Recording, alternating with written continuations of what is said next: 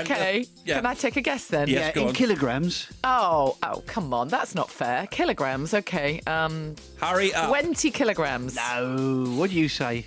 2 pounds. 3 kilograms. 3 kilograms, I'll work yes. out what that is in pounds. 80% of American men, admit they occasionally steer their car with their knees. The average toilet will last around 50 years before it has to be replaced. Factoids. Look, aha, are here.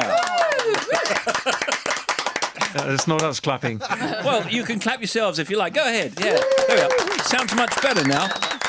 We got Morton and Mags and Paul, and you'll notice I didn't decide in the end to do their last names because it's impossible for me because I'm not very bright, that's known. Now, Aha formed in Oslo in the early 80s, and by the end of the decade they were enjoying international success with #1 hits Take On Me and Sun Always Shines on TV.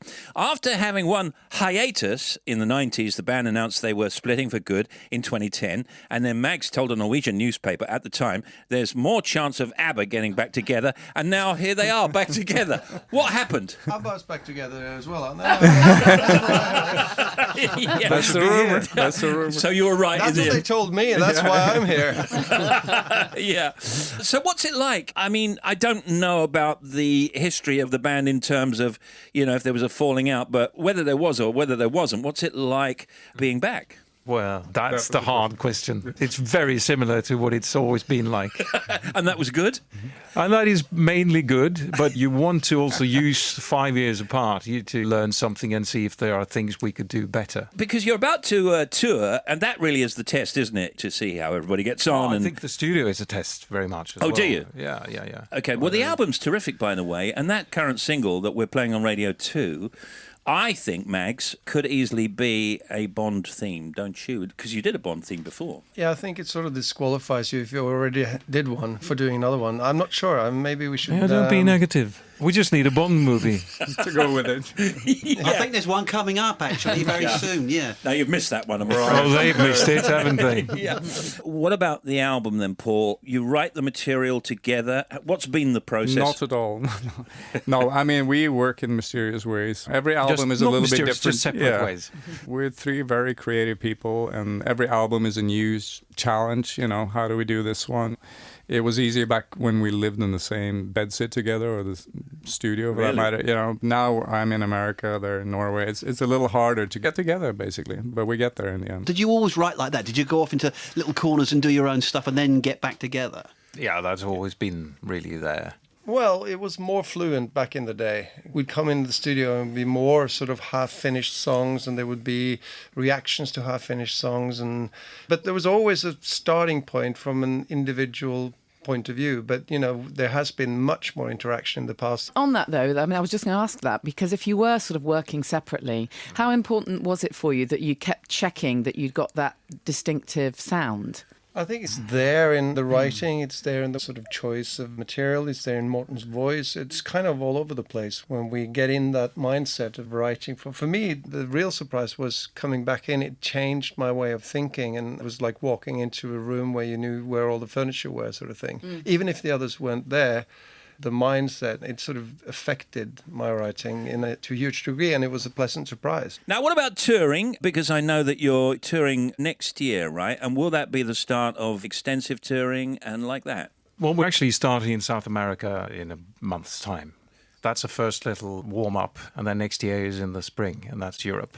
And will you play this current album as well, yeah? As well as the hits? Well, some of it. That's always a difficult one because a gig is only so long. You can only be on stage for a certain amount of time. And people expect a lot of the stuff they know from before. So it's a difficult one always to pick which songs to include. Well, we've already played from the album Under the Makeup and The Wake. So as we go, I really liked Living at the End of the World and also Shadow Endeavours. And they're all kind of different, but they all have that ha-ha flavour. Tell us about the rest of the album and what you think. I actually struggle a little getting back into the vibe of the songs because at the end of the recording, you are so fed up with the whole thing that you just need a break from it. Really? And then you go and do radio and talk about something you want to just not talk about. In a little while, it comes back to you and you start to hear the songs again. But at the end of a recording spree, or rather an album, it's really hard to get back into the excitement of it. I think that this is a good interview because you guys are very honest. After 30 years, we still don't have a sales pitch. That's what you're saying. That's refreshing. But that is so refreshing. I mean, We it used to be really is labeled better. idiots for that. Now you call it refreshing. Yeah, no, it is. I mean, you clearly have some issues, which is good because a lot of bands are coming and say, well, yeah, we're doing the tour and everything's fine. And then after the tour, they say, well, we hate each other, really. We're never going to work again. But you guys, you've got it all out there, haven't Sort you? of promote the tour by saying we hate each other. No, but I try to find a different way, different approach. No, but you go through different waves, really, of where you are. And we wouldn't have done this at all with our level of honesty. We wouldn't have done this if it wasn't something we really choose to do. Certainly at our age and our time in life, when you Late know 30s. pretty much what life is about and you learn through the years to appreciate the good things. Yeah. And we're doing this because we wanted to do it. At the end of such a process, you're knackered. And then you wake up again. You very rarely hear people from Scandinavia use the word knackered. I'll think of another. No, we like it though, it's great. Aha's new album, Cast in Steel, is out tomorrow, and we're playing the single also, which does sound like a Bond theme on Radio 2. And we thank you guys for coming in and being so honest. It's Morten and Mags and Paul. Thank you very much, guys. Give yourselves a round of applause. Go ahead. It's okay, you can do that here.